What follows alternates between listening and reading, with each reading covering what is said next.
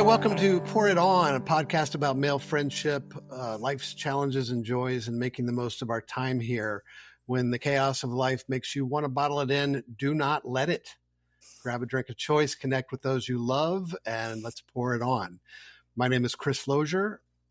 Today was the first day of my third week in my new role as an interim executive at NAMI Chicago. So I'm feeling very energized. And I am drinking today an iced Egyptian licorice tea. It's hot here in Chicago, so that's what I'm doing today. So, Ben, tell us where you are today and what you're enjoying. Great to see you guys for Pour It On, episode number 3. I am in New York City. I am, I think, trying to figure out what you just said about what you're drinking. I think I'm gonna give you a pass on that. I've got a little tequila over ice here coming off my my Mexico trip, so I'm keeping it clean and simple. And for our newer listeners, I don't know if you could be a veteran listener, but anyway.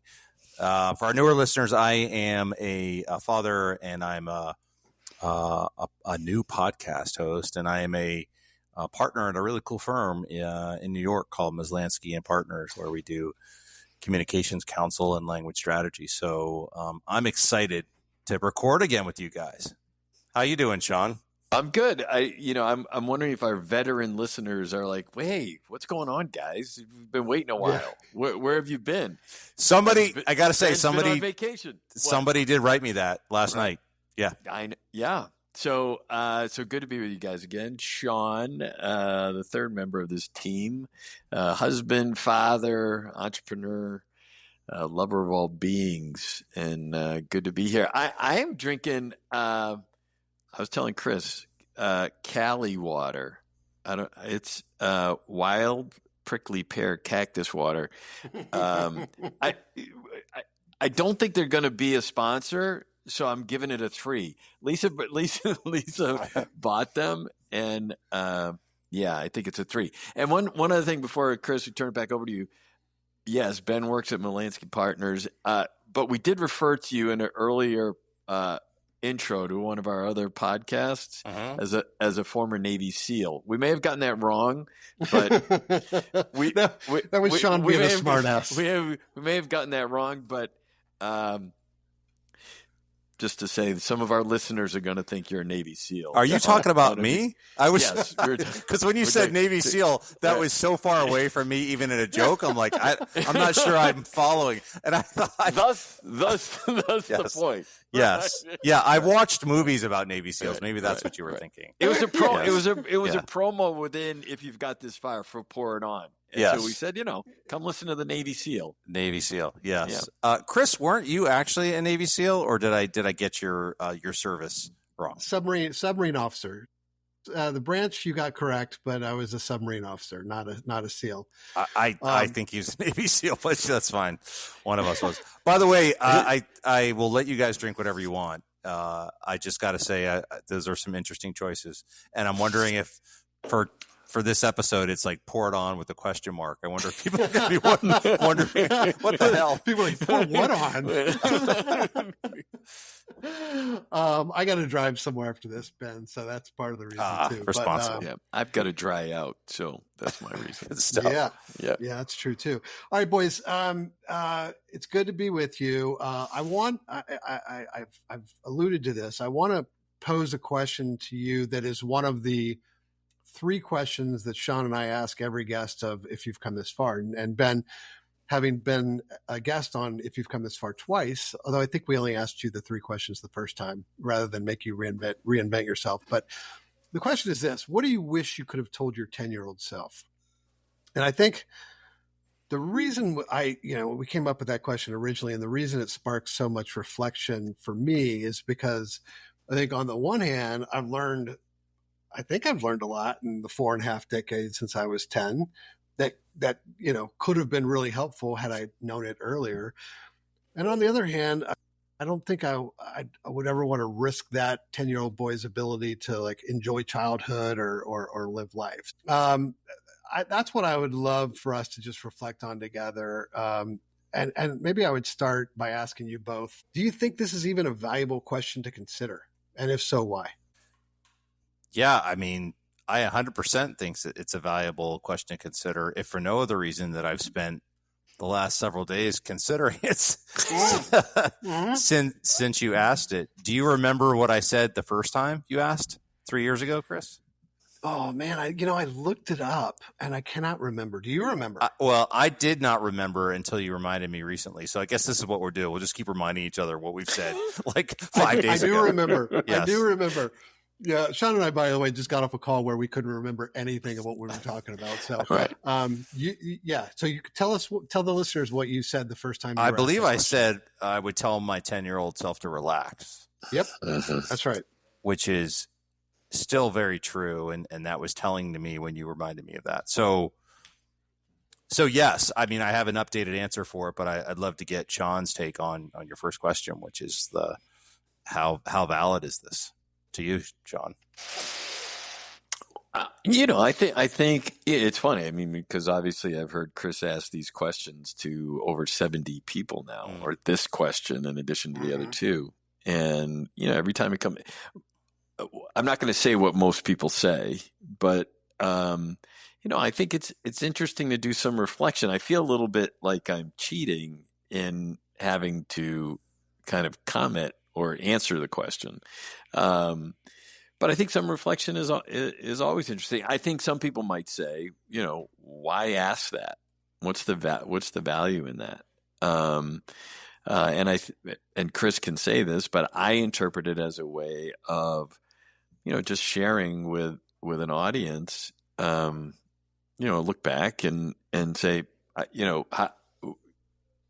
I comfortable where I am today, given where I may have been when I was 10? Well, I think another interesting way to frame it is, and we don't do this explicitly, but is to force you to distill it to just one message, right? Because there's a lot of things that we probably wish we could have told our 10-year-old selves. At least I would like to have told my 10-year-old self a lot of things.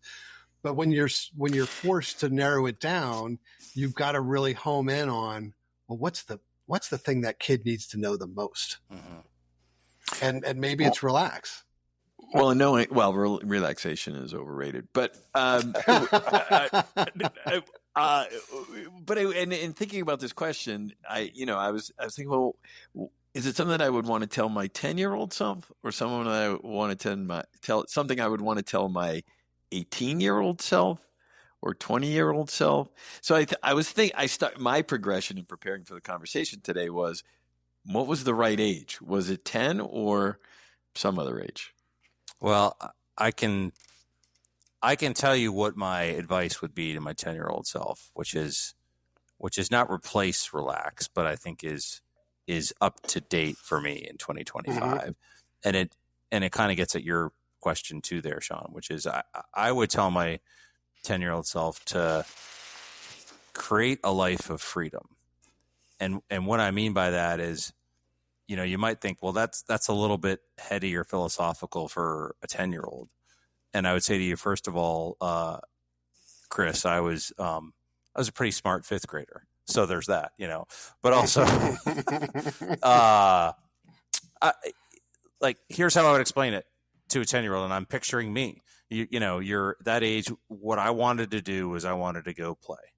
I wanted to go play outside. And I thought that piano lessons and after school and chores and homework and going to visit, my parents' friends, like all these things were I had no agency. I had no control. I was a kid.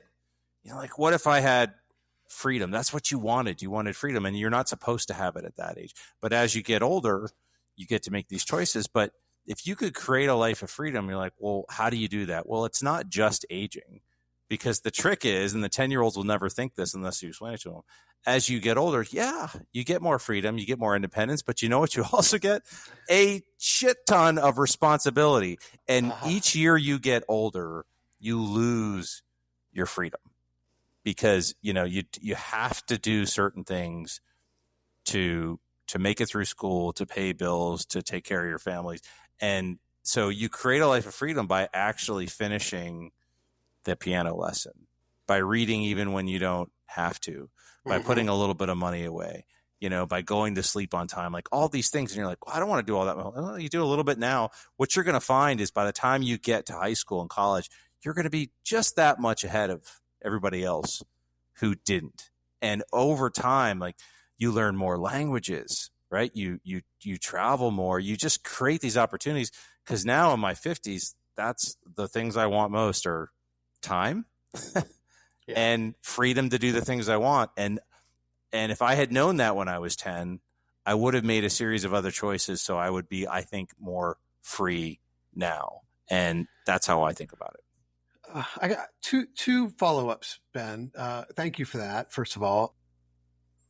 My guess is that what you just said would be interpreted by most 10-year-olds as, that sounds like the opposite of relaxing. Like all that thinking and planning. And I'm playing a little bit of devil's advocate here, right. But I'm not really pushing back. But how does relaxing fit into working towards goals and creating a life of freedom? Well, again, the advantage of doing it when you're young is you do these things a little by little and become habits, and they're not that hard work. It's when you have to play catch up and feel behind. It's a terrible feeling. And, I haven't learned any languages. I don't play any instruments. I haven't traveled anywhere. I didn't, that's the feeling that I'm trying to avoid. But I think they actually go together, because set goals, work hard, compete to win, and then stop and relax. And Shaun and you and I were talking before we recorded about how you take vacation. And I'm like, I've worked my ass off the first half of this year, as does everybody who's listening to this, I'm sure, including you two guys. So I got on vacation, like, I want to sit down, so like, wait a minute. I thought you were working towards these goals, but then you want to relax. Like, yes, both. But if I just had the mindset of like, yeah, man, I know you want to go play in the front yard and you're going to spend most of your young life playing in the front yard. But if you just spend a little bit more time on that other thing, I'm your advocate. I am you. I've seen the future for you, and you're going to be happier if you do this thing now. I wish I knew that. I just wish somebody had explained that to me in the way that a 10-year-old needs to hear it. And I think the 10-year-old needs to hear it's like, you get more time to play with your friends. You get more things from you get to buy more baseball cards. Like, really? Yeah, but here's what you have to do. That's my take. So as Shaun pointed out, we have asked this question over 70 times of people, and probably many more than that. And I still don't have my answer. I think about it a lot, and I don't have an answer. But one thing I do think is true is that it depends on the person, right? Like, it depends on who you are now, and it depends on who you were then. And so, we'll come back to whether or not you still struggle to relax, Ben. But Shaun, like, have you thought about this question as we've asked it to so many people? Yeah. And how would you answer it? So I would say, I feel like a fifth grader. I feel, thinking back to even being in third grade. I felt I kind of knew who I was, that I was confident in who I was, and that I wanted to engage with other kids and other people, even adults. I was engaging with adults when I was a kid. And so what I would tell my 10-year-old self is, just keep doing that. You're going to fuck up some shit along the way, but just kind of remain confident in who you are, and know that, it's about engaging other people and being curious about who they are. And that's, I think that's what I would tell them. Can I divert real quickly and just tell a quick story? I happen to be watching, Ben knows this guy, Barack Obama, being interviewed by his wife and his brother-in-law on their podcast. And he tells this story real quick. He was 10 years old, and his mom used to send him back to Hawaii from Indonesia when he was living in Indonesia. And he tells the story about, she dropped him off, and she was going off. I guess she was in Peace Corps or doing some work, and dropped him off, 10 years old, at the airport in Jakarta, and he didn't have his passport. And he's like, holy shit, what am I going to do? So So he's like, I knew she was going back to her office. He got into a rickshaw. Jakarta, there's 8 million people in Jakarta at 10. Knew where the office was. They took him to the office. He didn't have any money. So he figured, hey, when I get there, my mom will pay you. She was still at the office. He got his passport. He went back, paid the rickshaw guy. And he tells a story about, I kind of wasn't afraid. I kind of knew I kind of had this. And I just was like, how many 10-year-olds today could do that?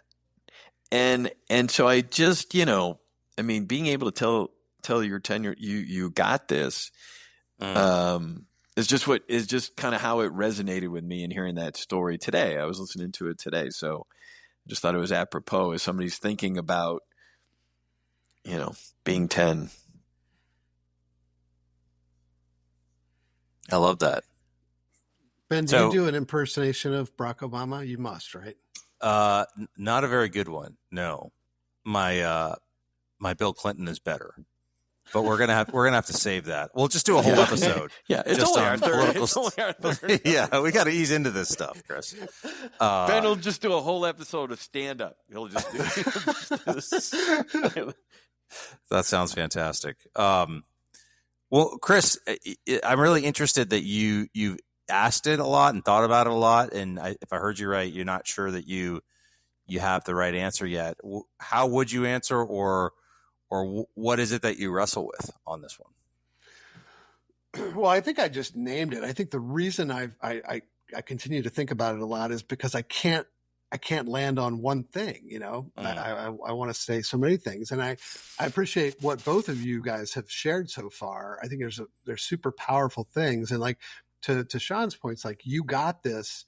I mean, we've all done sports. We've probably all coached on some level. Even the best coaches, Phil Jackson. I mean, it's not enough to tell someone they've got it. People have to experience small wins.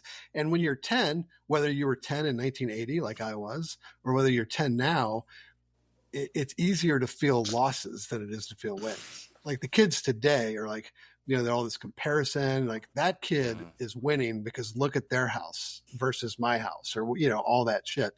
And so I think, okay, I would like to make my 10-year-old self believe that I got this, but how do I make him believe that I got this? Because it's not, words are may not be enough, which doesn't mean it's still not valuable to say to somebody. So I don't know. Does that make sense, Ben? Yeah, it makes sense to me. And what's interesting about this is the construct of the question is we're talking to ourselves, right? What would you tell the 10-year version?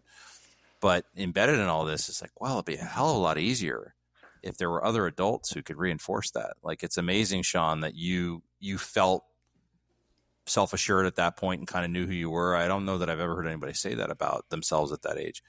But for a lot of people, you need that other person or people to say, you've got this, in public speaking and arts and making friends and learning how to ride a bike and all these things.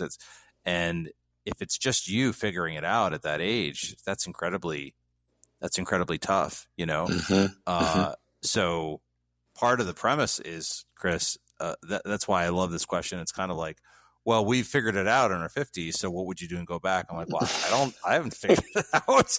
Figured it out, but I do know I have learned a lot of lessons, and I could absolutely go back and tell my younger self, listen, this is what's ahead of you. I'm not going to spoil the story for you, but the next 40 years will go a lot easier if you, relax. And you're going to cherish choices and independence, and you just have to do these things to get them. And part of the reason why it's so top of mind for me is because I'm about to have this conversation with my son, Sam. He's living the life of an 8th grader in the summertime, and I'm part of that. I want him to have it. He's about to start high school, and I'm like, I'm going to have this conversation with him more than once, but it might not feel like it, but what you're about to do is going to set up this awesome part of life where you get to choose where you go to college. You can't guarantee it. They get to pick you. But if you do these things right, it's not just a matter of going on tours and what your parents can afford and do your scholarships. The better you do, you get to choose. And like, oh my gosh, if every, rising 9th grader knew that, they're like, okay, well, I'm not worried about what I'm going to be able to choose in 3 years. I'm like, yeah, but you will soon. And Yeah. nobody had that conversation with me. I mean, not 9th, 10th, 11th, 12th grade. It was just like, how do we do college admissions? Go figure it out. And you see the counselor. And if I would have known, like, yeah, what sounds cool to you? You want to go to a school where you could surf? I don't surf, but let's say you did. Yeah. Well, here's how you need to approach 9th grade. I'm like, oh, Yeah. would have been helpful. Well, Ben, I didn't know 10-year-old Ben Feller. I didn't know 10-year-old Shaun Emerson. I suspect, like all 10-year-olds, you were navigating complex stuff, friendships, fitting in, all that good stuff, trying to win at something. Would you say that, I feel like I'm putting you on the spot more than Shaun, but I'm so used to putting Shaun on the spot that it's time to spread the wealth a little bit. But Ben, has relaxing always been an area for growth for you? Yeah, I mean, I don't want to overstate it. I relax plenty, but maybe I did overstate it. I don't relax plenty. I relax. But look, I mean, I told this story recently. I don't think I've told you guys the story, but at my firm, we had a bunch of Penn State students come through a couple of years ago. And that's my alma mater and where I grew up. So lots of connections. And my boss sends his daughter goes there. So anyway, the dean of the College of Communications and a bunch of these amazing students came through, and we were doing Q&A with them. And I have no idea how this came up, but they asked me some story about, a big challenge I faced. And I said, my first journalism job, my very first one, the newspaper I worked at was next to some kind of manufacturing plant. And there were all these guys and like sirens and lights going on one day. And the city editor walked in and he looked at us. He's like, I can't believe that there's a newsroom full of reporters and nobody has walked outside. Right. And I was so young. Yeah. I took assignments and I wasn't thinking of that. And what he said, or what I interpreted his words to mean, because I was the first one to run out the door, was, if you don't find out what's going on, don't come back. Yeah. Okay. Now, he probably would have let me back in, but so I went around to all these guys in their orange vests and I said, I need to know what's going on. And they're not going to talk to me. They're not going to the press anyway. I was young. Finally, I was like, I need to get somebody on the record and I can't leave here until I do. And they said, well, go talk to Chuck. I'm like, where's Chuck? And they're like, he's the guy in the white pickup truck pulling away. And so I looked at this guy and I ran to my white Honda hatchback and I got in and I pulled out and I couldn't see him, but I just went on faith that I would catch up to him. And I did. And I finally caught up to him and it was on the on-ramp to a highway. So now I'm on the highway with him and this is pre-cell phones. So now I'm chasing this guy and he's screaming and he's got the lights and everything. And I pull up to him. It's like 18 miles down the road. And I was like, well, shit. Now what am I going to do? So I had one hand on the wheel and I took my reporter's notepad and I wrote something and I slammed it up against the window and he looked over and you guys know what it said? It said, press, pull over. So this guy was like, you're nuts. And sure enough, he took the next exit and pulled into like a Walmart and he's like, what are you doing? Like, you have no authority to do any of the things that you just did, like, and I said, well, then why did you stop? He's like, well, I had to see what the story was about. And I said, I work at the Center Daily Times. He's like, way back there? I'm like, yeah. I go, I've been trying to track you down. They said, you're the only guy who could talk. And I'm like, what do you want to know? I'm like, are we going to do an interview? He's like, does your editor know this stunt you just pulled? I'm like, well, I have a feeling he's going to find out, but it would be a lot better if I had the story to go with it, And so the reason I told that story was, and the students were kind of wide-eyed. I'm like, I've been chasing like that my whole life. And you'd say, oh, that's grandiose story and patting yourself on the back. I'm like, no, I would have been very content that day, Shaun, to relax. The guy's like, get moving or you're done. And you think about all of my jobs have had a version of that, all of them. And so if you ask if it's a growth area, it's like, yeah, but I mean, it's all mixed together. Like, this is what I do for a living. This is what that demands. I take my foot off the gas. Somebody presses it for me.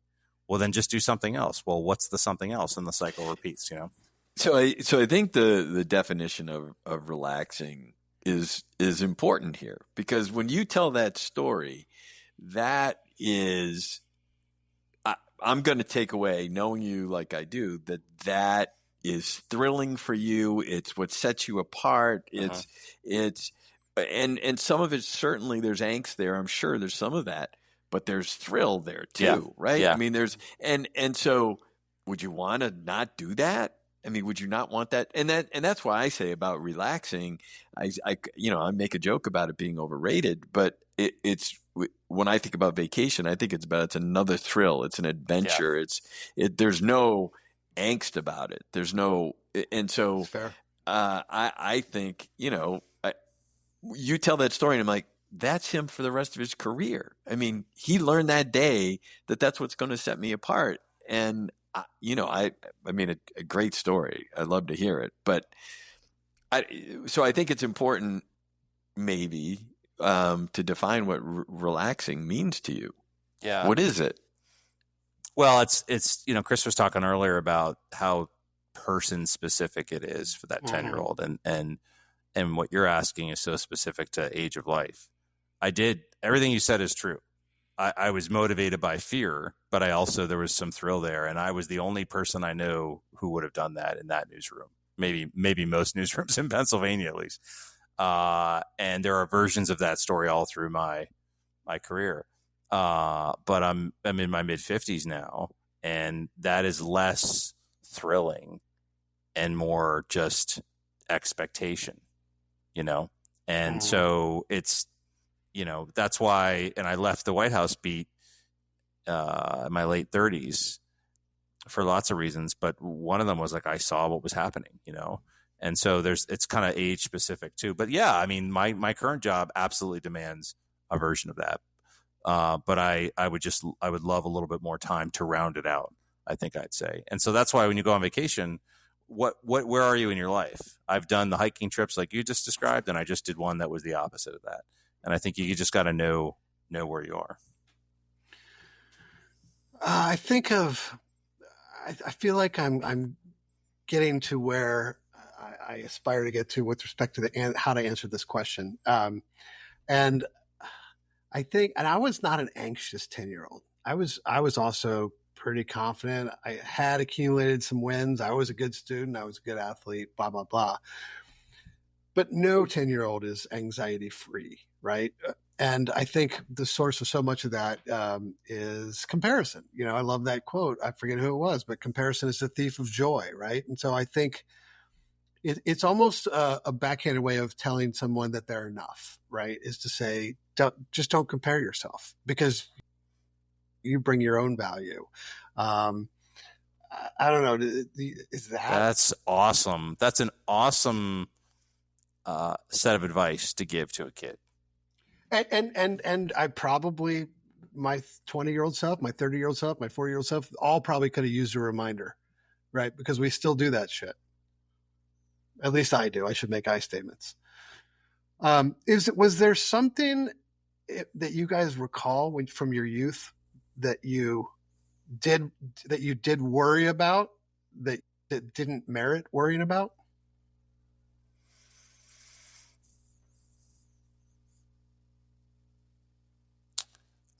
I don't know. I think I carried the pressure of whatever was happening more than I needed to.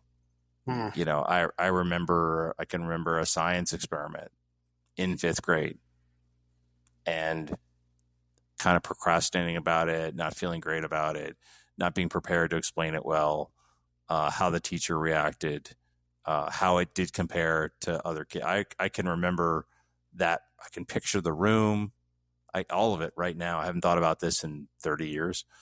And, if you step back from that, to anybody in that story, be like, listen, Ben, it's an assignment, and yeah, you want to do well, but and again, I remember feeling like I was in that all alone, that I had to kind of go home and figure that out. And I just it wasn't very sophisticated.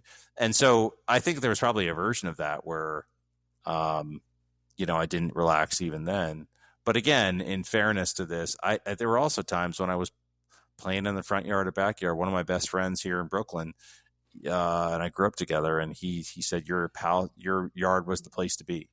You know? Uh-huh. And so if you had that image of me, you'd say like, what are you talking about, man? You relaxed a lot. It was a different version of relaxation. So I think it was all in there. What about you, Shaun? I can recall being worried whether or not Penny Donlin was going to like the haircut that I just thought was awful, thinking she was going to shun me.